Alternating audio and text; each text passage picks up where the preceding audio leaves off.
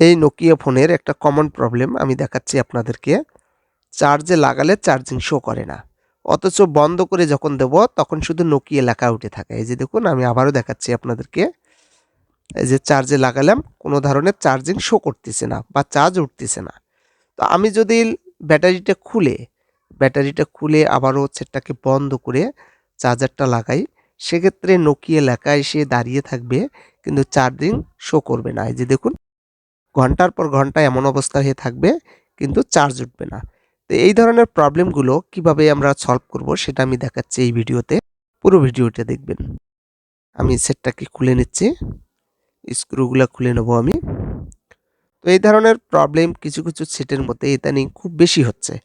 তো আমি দেখাচ্ছি এই ধরনের প্রবলেমগুলো কিভাবে খুব সহজেই সমাধান করা যায়। আমি মাদারবোর্ডটাকে খুলে নেব। তো আমি মাদারবোর্ডটা খুলে দেখতেছি এখানে যে এটা একটা চায়না বোর্ড। তো এর আগে যে কেউ কাজ করছিল এই বোর্ডটাতে, এই যে দেখুন, এই বোর্ডটার মধ্যে কাজ করা হয়েছিল। তো চার্জিং যে কানেক্টর আছে এর পিছনে দেখুন R22 বা 150 যে রেজিস্ট্যান্সগুলো আছে এগুলো ব্যবহার করছে, কিন্তু এই রেজিস্ট্যান্স ব্যবহার করে কাজ হবে না। তো আমি দেখাচ্ছি কিভাবে কাজটা করতে হয়। তো যেহেতু রেজিস্ট্যান্স একটা লাগা আছে, সেক্ষেত্রে আমি এই রেজিস্ট্যান্সটা খুলে নেব। দেখুন, আমি সোল্ডারিং করে এটাকে খুলে নিচ্ছি। খোলার সময় অবশ্যই লক্ষ্য রাখতে হবে আশেপাশে ছোট যে কম্পোনেন্টগুলো আছে এগুলো যেন নড়ে না যায়। যে আমি খুলে নিলাম, এটা 150 যে রেজিস্ট্যান্স সেটা, বা R22 যে আগেরকার নোকিয়া সেটগুলোতে ছিল এই রেজিস্ট্যান্সটা। এই যে দেখুন, এটা এখানে লাগানো ছিল, কিন্তু এটা দিয়ে কাজ হবে না। তো আমি এই জায়গাটা ভালো করে সোল্ডারিং করে নেব। সুন্দর করে সোল্ডারিং করে নিতে হবে। তো আমি নিচ্ছি, দুটো লাইনেই সোল্ডারিং করে নিচ্ছি। সোল্ডারিং হয়ে গেল। এরপরে আমি দেখাচ্ছি আপনাদেরকে কিভাবে কাজটা করতে হবে। তো আমাদের একটা, এই যে দেখুন, এটা হয়ে গেল। তো আমাদের একটা পুরাতন বোর্ড নিতে হবে। পুরাতন বোর্ড, এই যে দেখুন চায়না বোর্ডগুলো বা স্যামসাংয়ের গুরু মিউজিক বোর্ডগুলো, এখানে এই যে দেখুন চার্জিং সেকশনের মধ্যে এই ডায়োডটা ব্যবহার করা হয়েছে। এই ধরনের যে বোর্ডগুলো থেকে, এই যে চার্জিং সেকশন থেকে আমাদেরকে একটা ডায়োড খুলে নিতে হবে। এই ডায়োডগুলো প্রত্যেকটা সেটেতে যে বাটন সেটগুলো এগুলোর মধ্যে বেশিরভাগ থাকে। এই ডায়োডটার নেগেটিভ পজিটিভ লাইন আছে, অর্থাৎ এখানে এক মুড়া দেখা যাবে দাড়ি দাড়ি আছে, এটা হচ্ছে পজিটিভ লাইন, আর যে পাশে দাড়ি দাড়ি লম্বা নেই সেটা হলো নেগেটিভ লাইন। তাই আমি দেখাচ্ছি আপনাদেরকে। এই ডায়োডটা আমি পরিষ্কার করে নিলাম। নেওয়ার পরে এই যে দেখুন, সামনের মুড়ের দিকে দাড়ি দাড়ি আছে দাগ, লম্বা লম্বা দাগ আছে।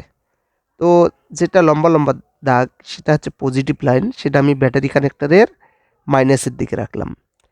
আর যে মাথা নেগেটিভ লাইন, অর্থাৎ লম্বা লম্বা দাড়িগুলো নেই, সেটা আমি ব্যাটারি কানেক্টরের মাঝের সাথে রাখলাম। এরপরে সোল্ডারিং আয়রন দিয়ে আস্তে করে হালকাভাবে এই জায়গাটা সোল্ডারিং করে দিতে হবে, যেন যে কম্পোনেন্টটা লাগালাম এটা যেন নড়ে না যায়। এক মাথা ঝালাই ধরে নিলাম, তারপরে এভাবে টুইজার দিয়ে ধরে আমাদেরকে ভালোভাবে সোল্ডারিংটা করে দিতে হবে, যেন ঝালাইটা খুব ভালোভাবে ধরে। যে দেখুন, এক মাথা ঝালাই ধরে গেছে, তো বাকি থাকলো আর এক মাথা। এই মাথাও আমাদেরকে এভাবে সোল্ডারিং করে ঝালাই ধরে দিতে হবে। আমি কাজটা করতেছি কিভাবে দেখাচ্ছি আপনাদেরকে, একদম লাইভ দেখাচ্ছি আমি। এই যে দেখুন, সোল্ডারিং করে নিলাম। তো এই মাথাটাও আর একটু দেবো। তো হয়ে গেল। তো কাজটা হয়ে গেছে। তো এবার আমি দেখব চার্জার লাগিয়ে তো চার্জ ওঠে কিনা। তো বোর্ডটা আমাদেরকে বসাইতে হবে ভালোভাবে। দেখুন, বসিয়ে নিলাম। এরপরে ব্যাটারিটা তুলতে হবে। ব্যাটারিটা তোলার পরে যে চার্জার আমি লাগাবো, একটু ওয়েট করতে হবে। এই যে দেখুন, নোকিয়া লেখা আসছে, এই যে চার্জ উঠতেছে। কাজটা হয়ে গেছে। আগে নোকিয়া লেখা এসে দাঁড়িয়েছিল, চার্জের যে খুঁটিগুলো এগুলো ঝাঁপেনি। তো এখন চার্জ উঠতেছে। তো আমরা এখন সেটটাকে সেটিং করব। সেটিং করার পরে আবারও চার্জার লাগিয়ে দেখব তো কিছুক্ষণ দেখব যে চার্জ ওঠে কিনা, আরও কোনো প্রবলেম দেখায় কিনা। এই যে দেখুন চার্জ উঠতেছে।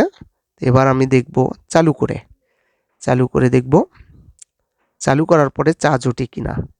এই যে দেখুন আগে চালু করার পরেও চার্জ ওঠেনি, এখন চার্জ উঠতেছে। এই যে দেখুন চালু করে আমি চার্জারটা লাগিয়ে নিলাম, এই যে চার্জ উঠতেছে।